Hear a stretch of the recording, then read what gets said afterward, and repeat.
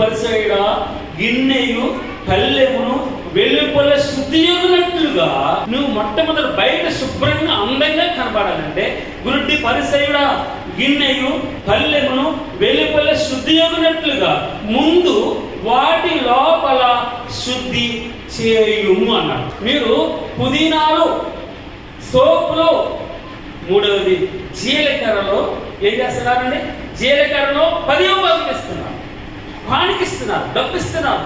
కానీ కనికరం మర్చిపోయా, న్యాయం మర్చిపోయా, విశ్వాసం మర్చిపోయా, ప్రేమను మర్చిపోయా, దేవుని యొక్క మనసుని మర్చిపోయాను, ఆయన ఇష్టాన్ని మర్చిపోయాను, ఆయన చిత్తాన్ని మర్చిపోయాను.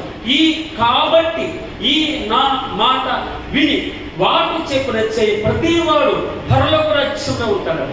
ఎలాగమ్మా? కాబట్టి ఈ నా మాట విని వాటి చెప్పున చేయి ప్రతి వాడు ఎవరమ్మా? ఆయన మాట చెప్పుడు చేసే ప్రతి వాడు కూడా ఆయన దగ్గర ఉంటాడు.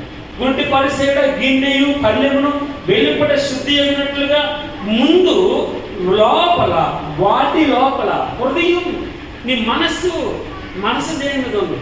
కోరిక దేని మీద ఉంది? నువ్వు తేలిగ్గా ఉంటున్నావా?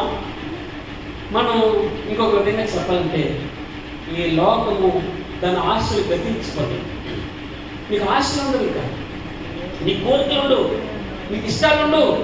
లోకము దాని ఆశలు గతించిపోతాయి. దేవుని చిత్తం ఒకటే నిలబడుతుంది, దేవుని ఇష్టం ఒకటే నిలబడుతుంది. ఇక్కడ ఏం చెప్తున్నాడు? అయ్యో గుంటి పరిసేయుడా, గిన్నెయు పల్లెమును వెలుపల శుద్ధి అన్నట్లుగా ముందు వాటి లోపల శుద్ధి చేయి.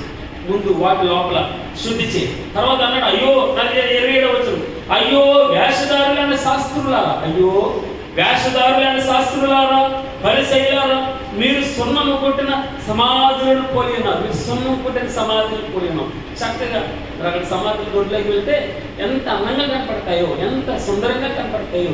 అయ్యో వేషధారులైన శాస్త్రులారా, పరిసయ్యులారా, మీరు సున్నము కొట్టిన సమాధులను పోలి ఉన్నారు. మీరు సున్నము కొట్టిన సమాధులను పోలి ఉన్నారు. అవి వెలుపల శృంగారం అగుపడింది, కానీ లోపల చచ్చిన వారి ఎముకలను సమస్త కల్మషమును నిండి ఉన్నవి. భగవంతుడు చెప్పే మాట మన హృదయము. అందుకే పరలోక రాజ్యంలో సంతోషం, ఆయనకి సంతోషం కలగాలంటే ఇదేంటి చూసామమ్మా, ఆయనకి సంతోషం కలగాలి. దుష్టులు మరణమునందుతారు, నాకేమాత్రమున సంతోషం కలుగునా వచ్చిన మాకు వేస్తూ అన్నాడు. వారు తమ ప్రవర్తనను దిద్దుకొని,